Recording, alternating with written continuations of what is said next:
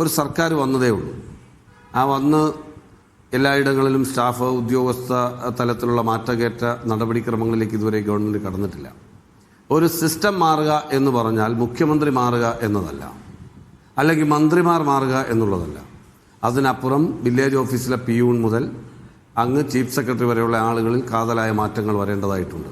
ആ മാറ്റങ്ങൾ വരുത്തും ഈ ഗവൺമെൻറ്. ആ കാര്യത്തിൽ ഒരു തർക്കവും വേണ്ട. ഇവിടെ രമേശ് ചെന്നിത്തലയുടെ നേതൃത്വത്തിൽ ആരംഭിക്കുന്ന ഈ നടപടിക്രമങ്ങളെ, ഓപ്പറേഷൻ തൂഫാൻ പോലെയുള്ള ലഹരി വേട്ട നടപടിക്രമങ്ങളെ ആത്മാർത്ഥമായി കേരളം സ്വാഗതം ചെയ്യും, കേരളം പിന്തുണയ്ക്കും. അദ്ദേഹത്തിൻ്റെ ട്രാക്ക് റെക്കോർഡ് നിങ്ങൾ നോക്കിയാൽ നിങ്ങൾക്ക് മനസ്സിലാവും. അദ്ദേഹത്തിൻ്റെ ഏറ്റവും പ്രധാനപ്പെട്ട ഒരു വിഷയമായിരുന്നു അദ്ദേഹം മുൻപ് 10 വർഷം മുമ്പ് ആഭ്യന്തരമന്ത്രിയായിരുന്നപ്പോൾ കൊണ്ടുവന്ന ഓപ്പറേഷൻ കുബേര. ഒന്ന് ആലോചിച്ച് നോക്കൂ. ബ്ലേഡ് മാഫിയയുടെ കടന്നുകയറ്റം നിയന്ത്രിക്കാൻ കഴിഞ്ഞ രമേശ് ചെന്നിത്തലയുടെ നടപടിക്രമങ്ങളെ അജിംസ് ഓർക്കുന്നില്ലേ? കേരളം അഭിനന്ദിച്ചില്ലേ? സ്ത്രീകളുടെ മുടി മുറിക്കുന്നതടക്കമുള്ള സംഭവങ്ങൾ, അതുപോലെ കൊലപാതകം, അക്രമം അടക്കമുള്ള ബ്ലേഡ് മാഫിയ കൊടികുത്തി വാണ കാലം. അന്നാണ് ശ്രീ രമേശ് ചെന്നിത്തല ആഭ്യന്തരമന്ത്രിയാകുന്നത്.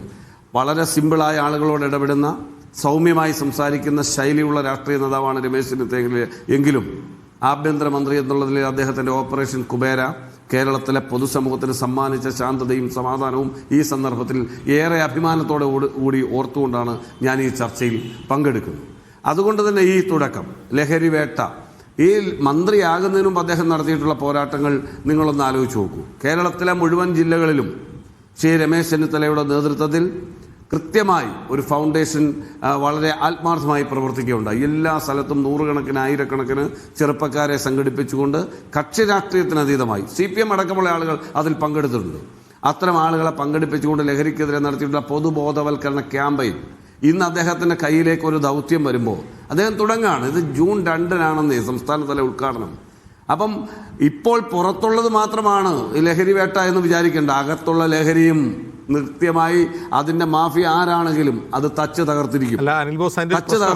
കേരളത്തിലെ യൂണിയൻ ഗവൺമെന്റിന്റെ പ്രതിബദ്ധത ലഹരി മാഫിയ. ഒരു സെക്കൻഡ് അല്ലല്ല, ഞാൻ തടയുന്നതല്ല, ഞാൻ അതിലേക്ക് ഒരു ആഡ് ചെയ്യുന്നതാണ്.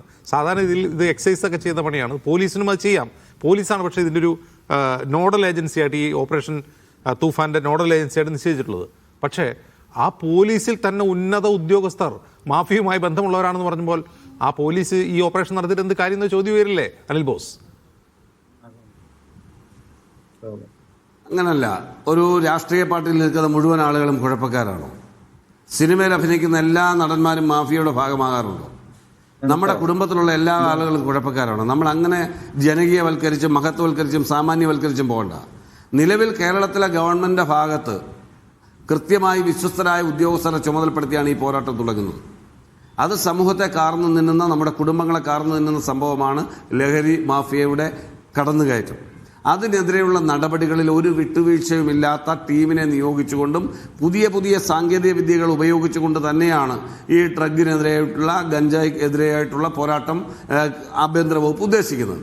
അത് എക്സൈസ് വകുപ്പ് ചെയ്യേണ്ട ജോലി എക്സൈസ് വകുപ്പ് ചെയ്തോളും. ശ്രീ M. ലിജു ആണ് എക്സൈസ് വകുപ്പ് മന്ത്രി. നിങ്ങൾക്കറിയാമല്ലോ, ഒരു ചെറുപ്പക്കാരൻ എന്നുള്ള നിലയിൽ, വ്യക്തിശുദ്ധിയുള്ള ഒരു രാഷ്ട്രീയ നേതാവ് എന്നുള്ള നിലയിൽ വലിയ ദീർഘവീക്ഷണമുള്ള ആളാണ് എക്സൈസ് വകുപ്പ് മന്ത്രിയായിട്ടിരിക്കുന്നത്. രമേശ് ചെന്നിത്തലയുടെയും ശ്രീ M. ലിജുവിൻ്റെയും കൂട്ടായ പ്രവർത്തനം ലഹരി മാഫിയയ്ക്കെതിരെ ഉണ്ടാവും. അതിന് ഉദ്യോഗസ്ഥ തലത്തിലുണ്ട് എന്ന് പറയുന്ന ആക്ഷേപങ്ങൾ ഞങ്ങൾ കണ്ണടച്ചിരുട്ടാക്കാൻ ശ്രമിക്കുന്നില്ല. അങ്ങനെയുള്ള ഉദ്യോഗസ്ഥരെ കണ്ടെത്തുന്നതിനുള്ള നടപടികളും ഈ ഗവൺമെൻറ്റിൻ്റെ ഭാഗത്തുണ്ടാകും എന്ന് കേരളത്തിന് ഞങ്ങൾ ഉറപ്പ് നൽകാമെന്ന്. ഞങ്ങളുടെ നിലപാടുകൾ ലഹരി മാഫിയയ്ക്കൊപ്പമല്ല, ഒരു മാഫിയയ്ക്കും ഒപ്പമല്ല.